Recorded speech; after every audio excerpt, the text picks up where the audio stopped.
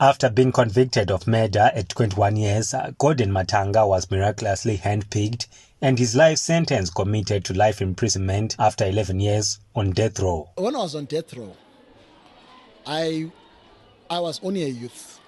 When I arrived there were about almost more than 50 other death row inmates there. There were the likes of Chidhumo, there were the likes of Masendeke, Chauke, Bigboy, some of the world notorious hardcore criminals. And I was just like a baby there. I was just like a grasshopper amongst wolves. And when I arrived there, I was the youngest death row inmate by that year and by that time.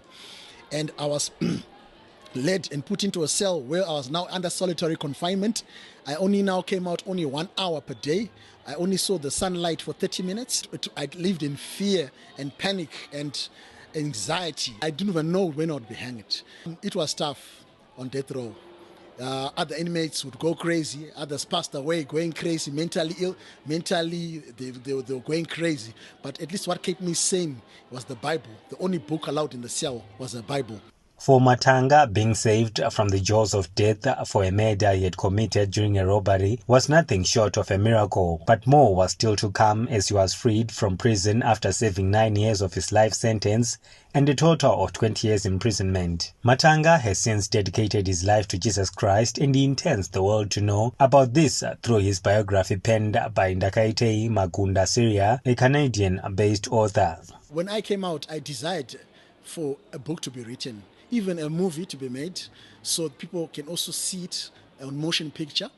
But God working miraculously, I met with one of the pastors, our pastor. He found someone who desired to write a book, who desired to also become a writer, and then we decided maybe the first book she can write will be this story. The Christian book titled Handpicked, The Gordon Matanga Story, hopes to inspire people who have done wrong in society that they can start over after being convicted of crime and that God forgives sin. Set for launch on 26 April in Harare, the book also reveals the cruelty of the death penalty as well as delving on forgiveness and reconciliation issues.